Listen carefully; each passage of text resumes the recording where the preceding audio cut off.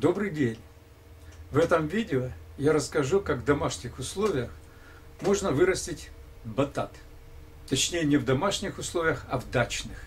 Для начала надо добыть где-то 2-3 плода батата. Это можно купить в супермаркетах, сейчас продается, либо через интернет поискать, заказать и купить. Вот исходим из того, что вы приобрели уже батат. В двух словах я расскажу, как он выращивается. Он, в отличие от картошки, высаживается не клубнями, а рассадой. Для этого где-то уже в середине зимы или ближе к весне надо клубень батата высадить в землю, в теплую, хорошо прогретую землю. Он начинает давать через время ростки, и по мере подрастания этих ростков они обрезаются и рассаживаются в отдельные стаканчики. Таким образом, с одного клубня батата можно получить достаточно много рассады. 20-25 кустиков рассады дает один клубень.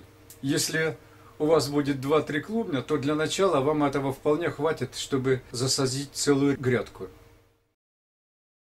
Существует несколько способов проращивания клубней батата в домашних условиях. Мне известны по крайней мере 3 способа. Первый способ – это когда в емкость с водой при помощи простого приема погружается клубень на 1/3, максимум наполовину.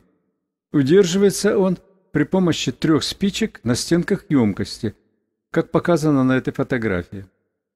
При втором способе в любую удобную для этих целей посудину насыпается заранее приготовленная грунтовая смесь, и в нее вертикально вставляется клубень батата, также где-то на 1/3, максимум наполовину длины клубня. И третий способ похож на второй, только клубень вдавливается в грунтовую смесь в горизонтальном положении. И тоже на 1/3, максимум наполовину. В свое время я опробовал все 3 способа. Наиболее эффективным и продуктивным мне показался третий способ. Его-то в дальнейшем я и стал использовать. Итак, приступим к процессу высаживания клубней. Для этого нам потребуется сами клубни,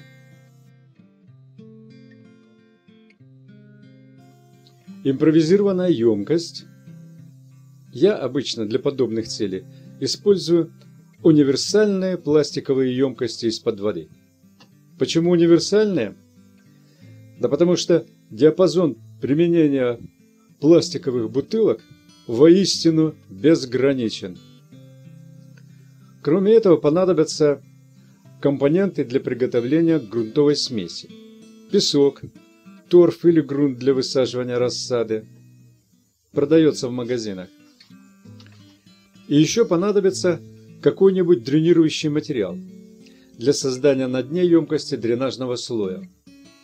Это не обязательно, но желательно. Можно взять гравий или мелкий щебень, а вот я, по совету моей жены, использую скорлупу от грецких орехов. Очень удобно и экологично. Смешаем песок с почвенной массой в соотношении примерно 1 к 1.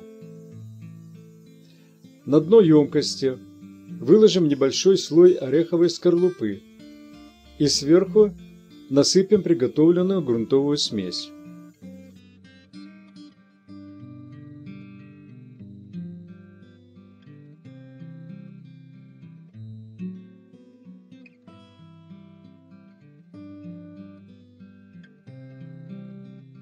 Теперь можно в наш получившийся горшочек поместить клубни. Я встречал рекомендации обрабатывать клубни предварительно раствором марганцовки и какими-либо препаратами, стимулирующими корнеобразование. Признаюсь, никогда этого не делаю. Батат и так очень быстро дает корешки и прекрасно укореняется. Один из моих принципов на ниве огородничества – не делать того, без чего можно обойтись. У японского философа Фукуоки он звучит примерно так. Если собираешься что-то сделать, сядь и подумай, как этого не делать. Осталось хорошенько полить высаженные клубни.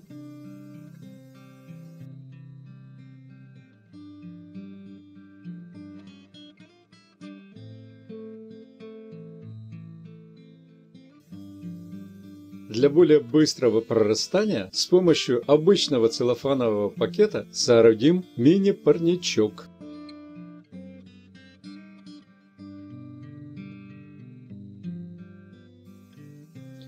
Я оборудовал себе небольшой уголок возле газового котла.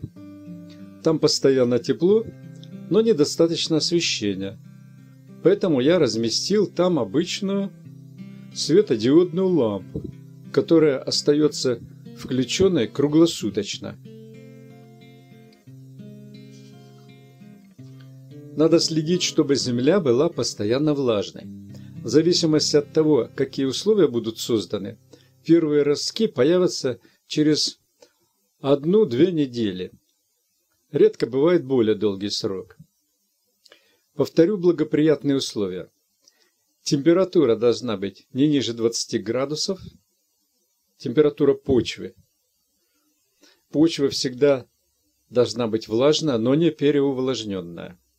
И освещение в течение дня. Как я уже говорил, я использую светодиодную лампу на 10 Вт.